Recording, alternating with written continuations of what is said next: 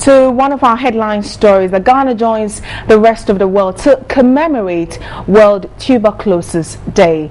Government, civil society organizations, healthcare providers and international partners are expected to further take actions to reach the missed 3 million patients and also provide the opportunity for affected persons and the communities in which they live. The global theme this year is Reach the 3 million, a TB test, treatment and cure for all. But Ghana is marking the day under the theme Reaching the Missed TB Cases, the untold stories of the Ghanaian TB patients. Now, tuberculosis or TB is an infectious bacterial disease caused by Mycobacterium tuberculosis, which most commonly affects the lungs. It is transmitted from person to person via droplet from the throat and lungs of people with the disease. World Tuberculosis Day is to commemorate the day in 1882 when Dr. Robert Koch detected the cause of tuberculosis, the TB bacillus.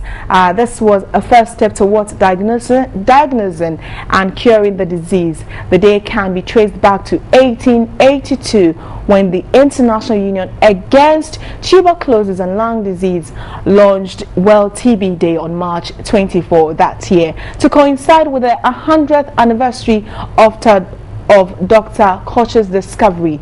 The day is a worldwide event which aims to raise public awareness of tuberculosis, of efforts being made to prevent and treat the disease. All right, so we'll go on the phone line and speak to Dr. Tony Goodman, who is a PRO for the Ministry of Health. A very good afternoon to you, sir.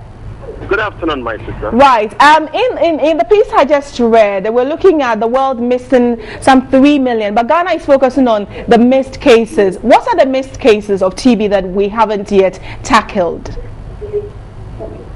Thank you very much.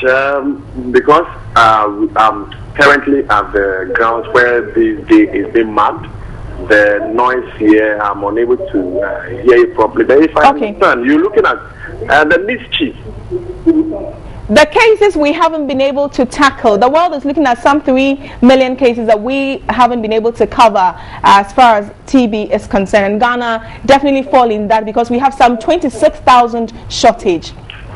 Yeah, thank you very much. When you look at what we're doing as a country, Ghana for some time didn't take this seriously as a country. I was until when it was declared a national security threat. That was when us decided to try and do something. You know, this thing started since 1900.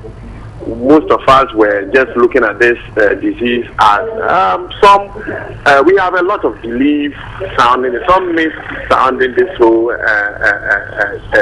sickness until recently when 2007 some reports came in that African development countries are really not doing well and the figures that were shown were so bad. I can report to you that now Ghana is really doing well when it comes to the fight against tuberculosis. We are really working on achieving our 70% detection target by 2015.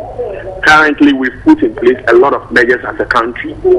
We've brought in a lot of vans that will go to our communities, screen people, take people's X-ray, and if you are detected quickly, you are treated. Treatment now in Ghana is free. So, my sister, we are doing a lot after we've realized that no country we need to take tuberculosis seriously. Great. I'm glad you mentioned that the mystery surrounding it. I remember some time back when people had TB, it was so easy for other people to think that they have HIV/AIDS. And so one of the things you've mentioned is that you've put in, specifically what are you doing in that direction to encourage more people since treatment is free? Yeah, that is one thing we've been doing. When you realize that what the ministry, the recent past, was to get the president of music or board to tour the whole country, try to educate people through music, telling them that TB now is free. You can go to any facility nearby and receive treatment. Because most cases we've recorded in the past Were attributed to some belief that we even give it a name, Samawa. Immediately you get this, you are going straight to the grave, and nobody should be closer to you. As the function today, we have people who are coming in to testify that they had this sickness, and today they've been treated courtesy of the government-free program. So what we keep telling Ghanaians not to be afraid. The myths surrounding it have been uncovered. Now you can go for treatment. You will not die, as we all were told in the past that needed to get this. We are really doing a lot. We are trying to educate Ghanaians about this. That is more important, and I believe in that regard we've done well as a country. All right. Finally, before you go, what's happening today? You mentioned that you're at a program, and people who have it have come to testify how well they're responding to treatment. And what exactly happens on a day like this? Yeah, thank you very much. Currently, we are at Manchabona at Jamestown. That is where the day is being marked. We have our development partners. We have the regional minister who is here. We have the minister of health. We have chiefs and market women. We have children, school children, and other people of our society who have been talked to today. After that, they're going to go through screening. People are going to also do what we call our health education. Guys who go out, talk to people in this community, try to educate them, and also tell them how it has helped for government to bring this free treatment program.